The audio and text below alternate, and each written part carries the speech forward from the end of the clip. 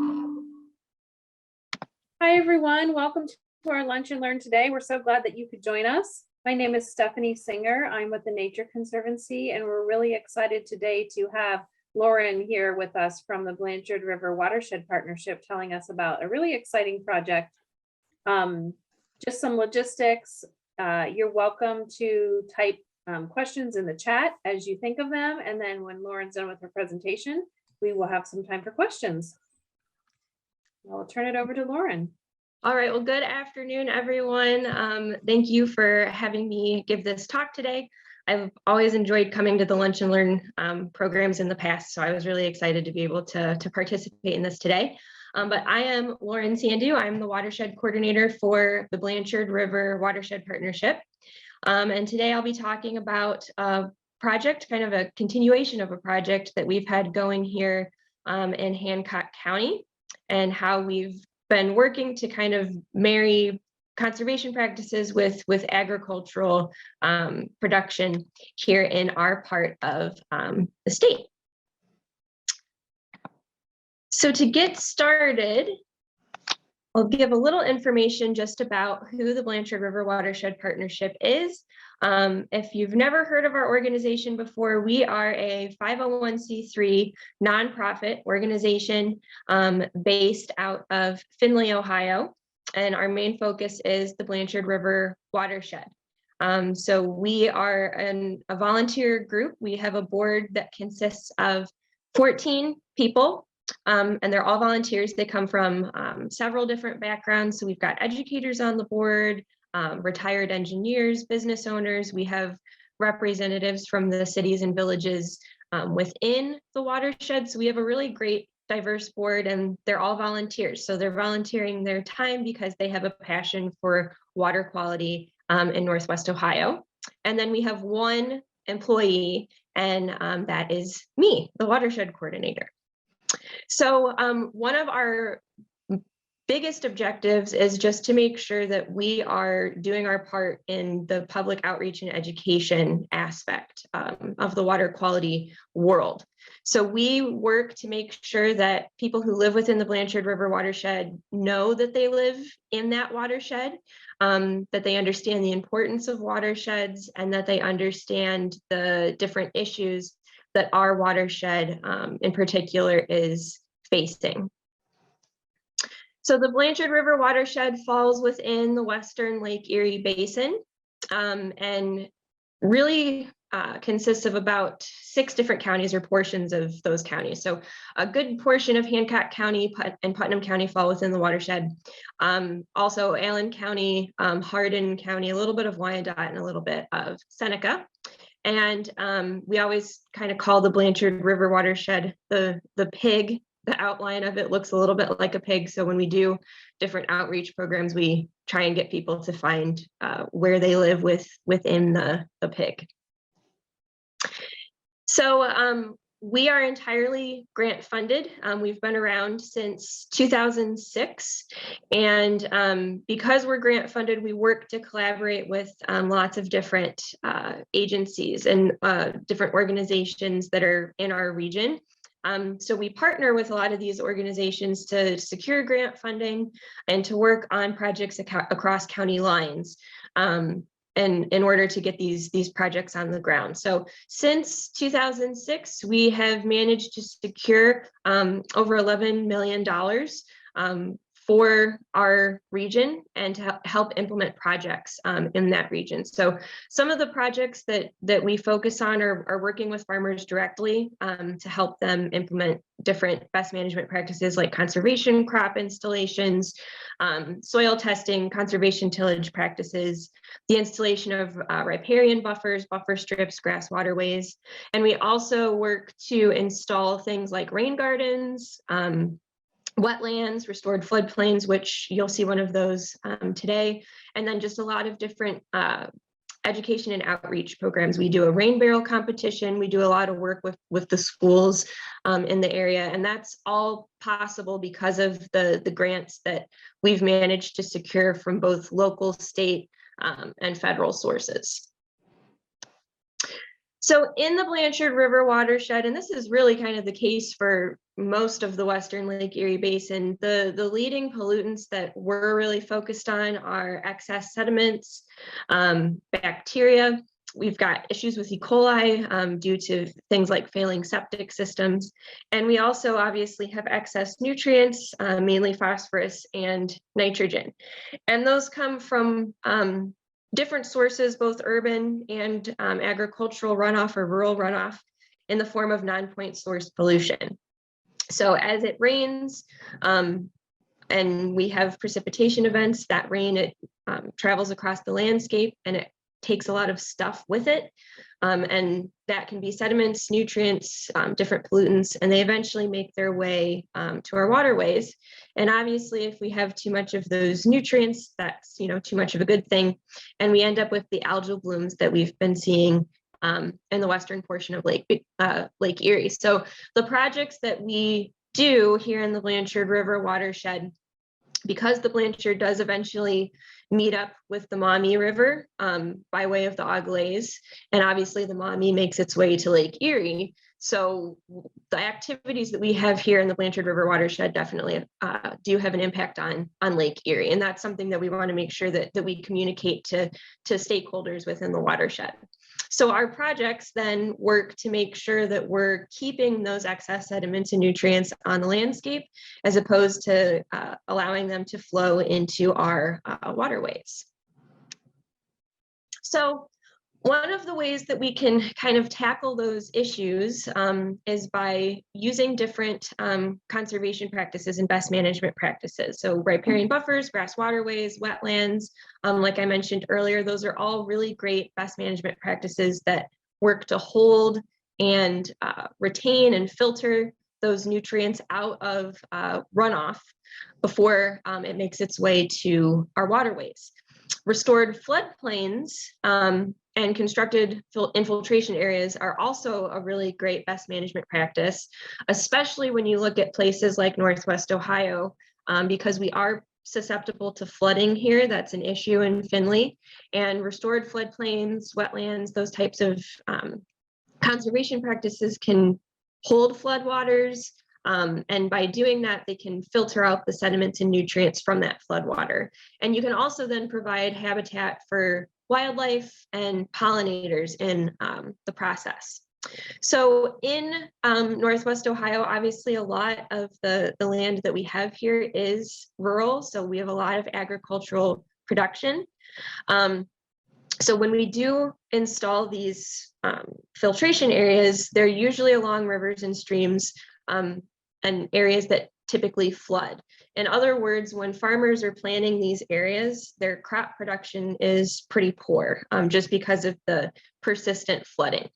So what we've been doing then is working with farmers to get these areas set aside, these areas of low production set aside so that they can be used for these restored floodplain projects, infiltration, constructed infiltration projects, so that we can do something with that land as opposed to letting it, sit there and it's not really doing the farmer any good either. So a couple of years ago, back in 2019, there was a particular portion of land in Hancock County that's owned by the Hancock County Commissioners, and it's predominantly for agricultural production. So the Hancock County Commissioners, they rent the property to a local farmer. And as you can see from this picture, it's right on Township Road 89, just outside of Findlay, behind the Liberty Benton Firehouse. And the Blanchard River is right through these trees that run along the northern portion of this outlying property. So this area does flood quite a bit, and the farmer was experiencing repeated crop loss. So he was losing up to 80% of his yield, especially in the years that we had really significant rain events, lots of precipitation. So he was fed up with this, and the Hancock County Commissioners wanted to do something innovative with the property that would alleviate the farmers' problems, and it would also help with flooding issues while also benefiting water quality. So this outlined area was our first project site back in 2019 that consists of about 15 acres. And it was decided that this land would be retired from crop production and it would kind of be returned to nature. And we'd help it along by constructing a restored floodplain to kind of return it to what it was before it had been cropland. So this work was done in the fall and early winter of 2019. And there were 3 acres of the project site that were regraded so that it could capture surface and subsurface runoff, which kind of gave the water a place to go when the Blanchard River does come over its banks. So the river can come up pretty far and it will make its way across Township Road 89 into that farmland. And so this project site had what was called an upper and a lower bowl. And the lower bowl was kind of the area that was set aside for that water retention component, planted with a lot of plants that could really get their feet wet.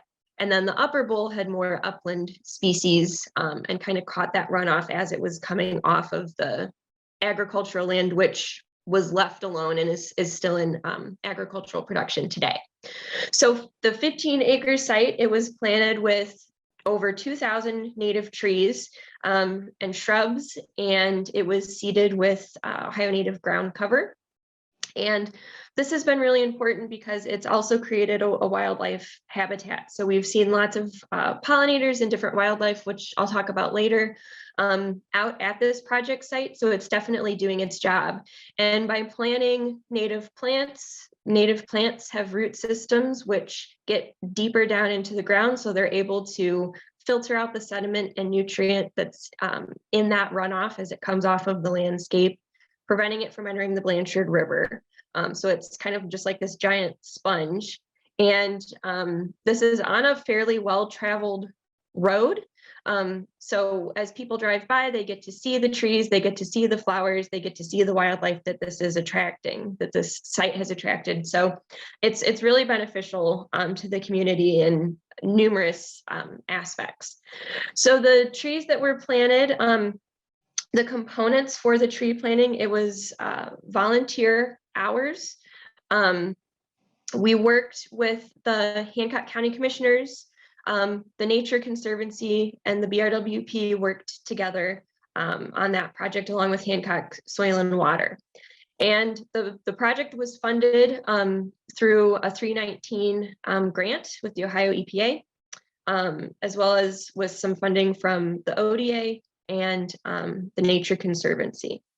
So the contractors that were used for the project, it was Verdantis. They did the design and engineering. So previously Hull & Associates, they're called Verdantis now. And Mark Haynes Construction did all of the excavation and site seeding. And then Williams Forestry and Associates, they provided the trees, the shrubs, and we had a significant amount of volunteer time. So the one aspect that the BRWP worked on for this project was the public outreach and kind of volunteer component. So 2,000 trees is a lot of trees to plant, and we had about, I think it was like 3 or 4 days to plant them. So having those volunteer hours were critically important. So as we were working on this project back in 2019, the commissioners had said that if this is successful, your next area needs to be right across the road.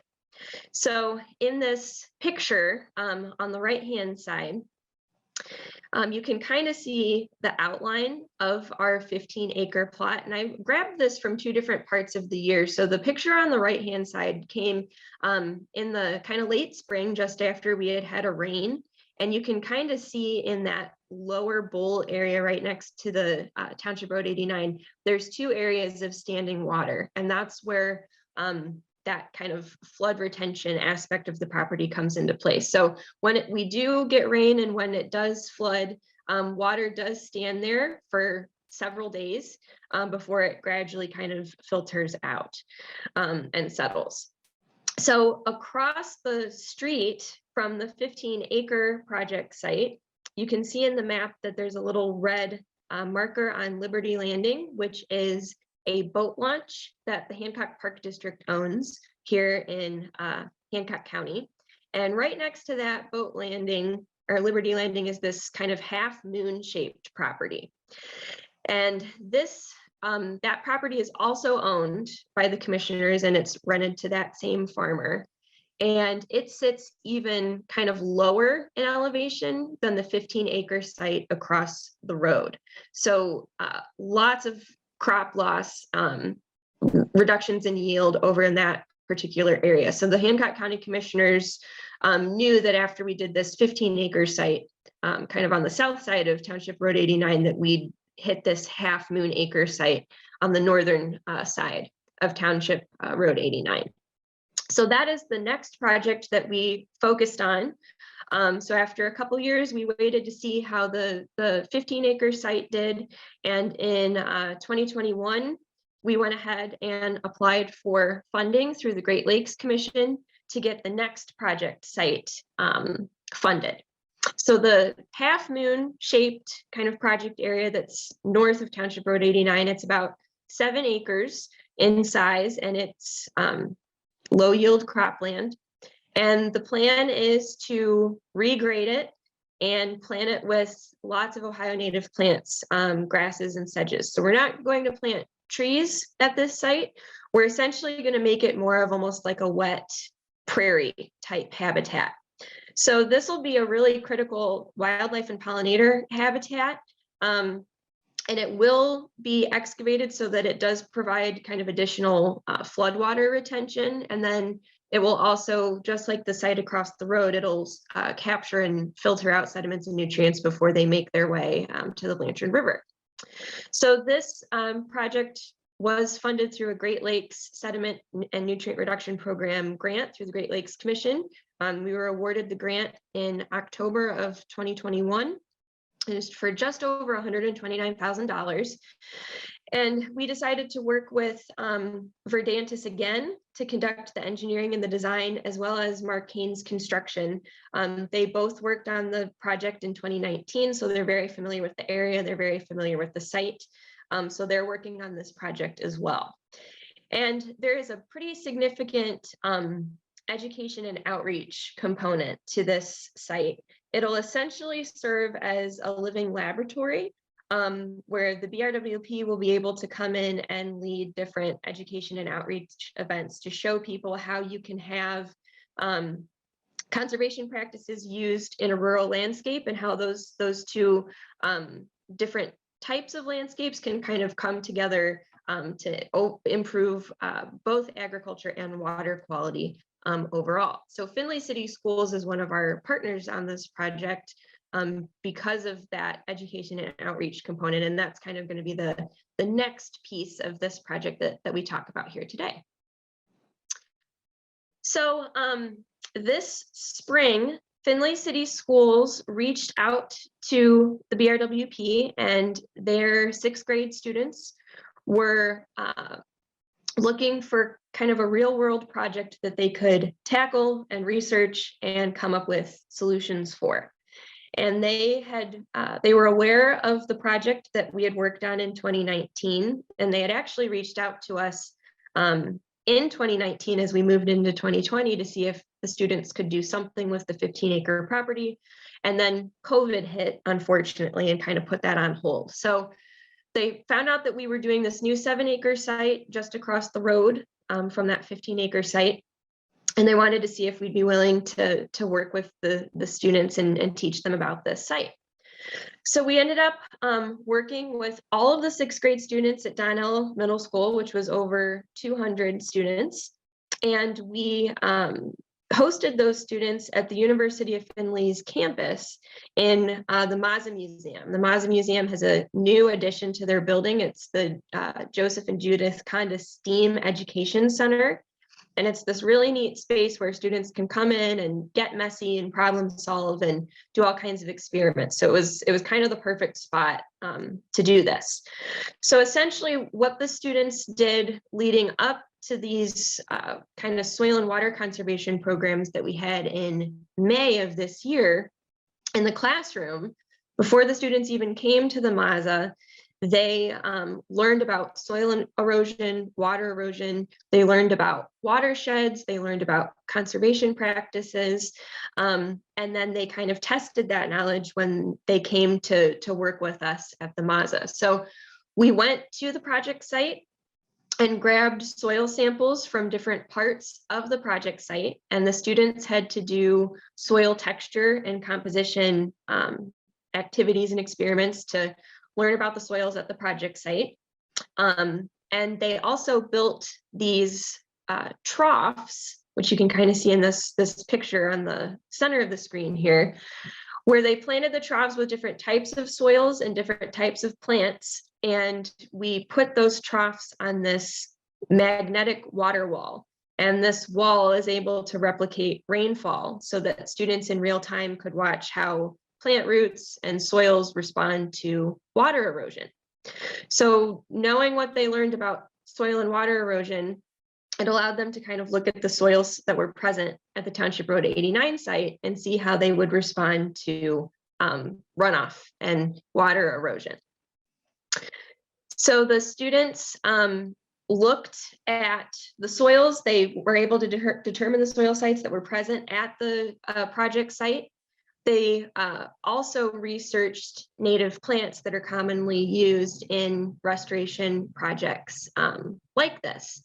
And so by the end of the day, the goal of the students were to essentially come up with designs for this new 7-acre project that would eventually be shared with the engineers, which was really exciting for the kids. So they essentially got to see what it takes to work on a restoration project, you know, from the ground up. So they learned about picking your site, evaluating the site, all of the work that goes into studying the site once you've chosen it. So understanding the hydrology and the soil composition of the site so that you pick the best plants to make sure that your restoration project is successful. So this was a really neat hands-on activity for these students to do. And in addition to working on the project site, the students also got to actually see a completed restoration project. We have a rain garden that we constructed last year on the University of Findlay campus. So the students got to see some of these plants for themselves, and they got to see how conservation practices like restored floodplains, like rain gardens, capture runoff to filter out nutrients and sediments. So we took obviously lots of pictures throughout the day, and the students had all kinds of handouts and lab clipboards and all kinds of things to keep track of their observations. And when they left for the day, they were going to go back to their classroom for about a week and kind of put all of their thoughts together. So what they did was, after learning about the Township Road 89 site, learning about native plants, learning about soil erosion, the students then actually designed what they hoped this project would look like. So they created clay models and PowerPoint presentations, and BRWP board members, as well as Findlay City School teachers and administrators, came to their school for a morning and went around to all the different groups of kids, and they presented their ideas to us. And they came up with some really great ideas. So they, based on the soil samples that we got from our project site, they were able to say, you know, this particular plant would do good or do well on the eastern portion of the property, and this is why. And these particular plants would do well on the southern portion of the property, and this is why. So they really had to problem solve and kind of come up with the logic to create this project site. And we also gave them the option to pretend that money wasn't really an issue. So if you had a grant that was unlimited in funds, what would you like to see on this project site? So they came up with ideas for boardwalks and observation decks and some really innovative ideas for project signage. One of the ideas they came up with was solar powered kiosks that would kind of flip through the information for the project site. So when the public comes out, they can learn about the plants and learn about the benefits of the site. So we were really blown away by the ideas that the kids had. And all of their ideas were actually shared with the engineering firm. And so the engineering firm is working on the project design right now, and they're working to incorporate a lot of the kids' ideas into the project site, which is really exciting. So the hope is that these 6th graders will get to come to the project site next year as 7th graders and see that the plants that they selected were actually planted, and the signage ideas that they came up with were incorporated, and the Mark Haynes construction is even kind of leaving out an area of the project site so that an observation deck could be installed in the future. So it'll be really great for these kids to see that they helped with this restoration project. So another outreach component, we are documenting the progress of this project through drone footage. So a drone has been used to capture aerial imagery of the project site before construction begins. So we've gotten some footage just within the last couple weeks. Construction is scheduled to begin in October of this year, and so the drone will be out there capturing that. And the vegetation will also be planted this fall. And then we'll capture more drone footage next spring as we start to see those plants establish and that vegetation come up. So we actually have the Reichley family, they're a farming family, and their son is really into flying drones. He's very talented at it. And so he is the one that's capturing this drone footage for us. So in addition to the 6th graders coming back to hopefully revisit this site in the spring once it's complete, we're also planning on having field days for the public to come out and see it. And then that drone footage will also be compiled into a video that we can share with the public so that they can see all of the steps involved in getting a restoration project off the ground from the very, very start to the finished product. So in terms of maintaining the project area, so both of the 15-acre project site and the 7-acre project site, they're no longer being farmed. They're still owned by the commissioners, but they've been put into an easement, and the value of the land was actually what contributed as the match to both of these projects. So in order to maintain the project site, make sure that it looks great for years to come, we do have a lot of volunteer events out at both project sites. So in the last couple of years, we've had several litter cleanups. Unfortunately, with both of these sites being on a relatively well-traveled road, there is quite a bit of litter that ends up on the roadside. So we've had groups of high schoolers, we had a middle school softball group, volunteers from corporations like Marathon and Whirlpool. They've come out and helped us remove tree cages, remove some of the invasives that have come in, and they've also worked to clean up the litter in and around those project sites. And that's definitely something we plan to continue in the future, because it's a great opportunity for those kids to see, the impacts of litter, and then to see these project sites, why they're important and why we need to have them and maintain them. So in addition to improving water quality, obviously these sites provide a lot of crucial habitat for wildlife. So we have seen especially in the 15-acre site, a lot of the vegetation that was planted has started to establish. So we've seen some black-eyed Susans and gray-headed coneflower, purple coneflower, lots of different wildflowers popped up this spring and summer. And so we've had quite a bit of pollinator activity out at the 15-acre site, which is exactly what we were hoping for. And this has actually become a really popular birding area as well. So in the spring, during the spring migration, we've seen numerous warblers. We've got a Nashville warbler that's up here on the screen, as well as a warbling vireo. And we've also seen some kind of late summer, fall migrants as the shorebirds move through our area.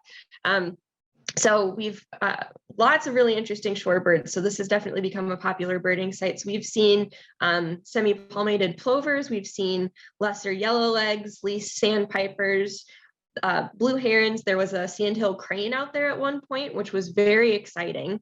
And we've also heard and seen a lot of frogs, most notably just this spring, one of our board members was out at the Township Road 89 site, and she heard Blanchard's cricket frogs, which was really exciting because they are a species of concern in Ohio. So lots of butterflies, lots of pollinators, and every time we go out there, we see something different. So these project sites are definitely doing their job, and we're really excited to see what the new 7-acre site will attract there. So it's definitely fun to watch. It's a great opportunity for public outreach and education, and we're definitely excited to get the public and the students out there. So thank you to all of our partners who've made this project possible. We've worked on both of these projects with the Nature Conservancy. So we're really grateful for that partnership, that opportunity for collaboration. And also thank you to the Hancock County Commissioners. They've been a pretty important driving force behind this project, as well as Findlay City Schools, the Great Lakes Commission, the Ohio EPA, and the University of Findlay. So they've all been really important. So with that, I think there's a couple questions in the chat. If not, you can unmute yourself and ask a question, or feel free to pop it into the chat. Yeah, Lauren, there's a comment in the chat that Jane's saying that she loves the engineering firm is going to incorporate the student ideas. Yes, that was really so neat. And especially when we talked to the engineering firm about that, to see how excited they were and that they were so willing to listen to the ideas that the kids had, that was really neat. So the fact that the kids were coming up with these ideas and they were actually being heard by the people that are going to be working on this project, it was a really neat experience.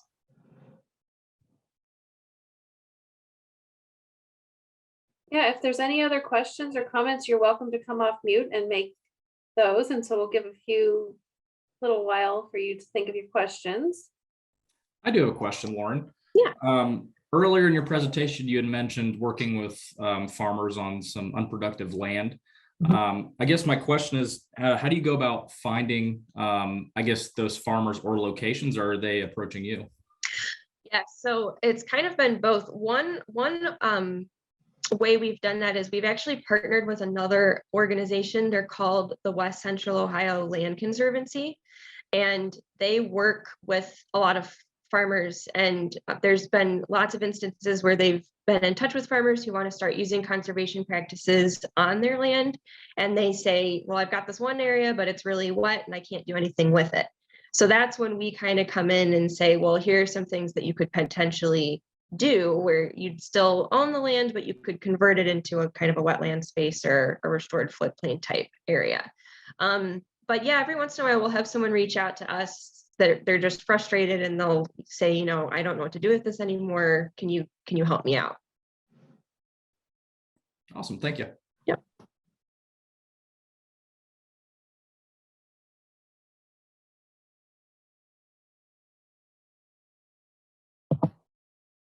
Okay, well, if there aren't any more questions, then I just want to thank Lauren, and you have all of you who have attended this will receive a link to watch this on YouTube, so you'll be able to refer to it. And Lauren, your email was in that presentation, correct? I think so. If not, I can pop it in the chat here real quick too. Yeah, that would be great, because we could put it in the YouTube description. That way people will have a way to get a hold of you.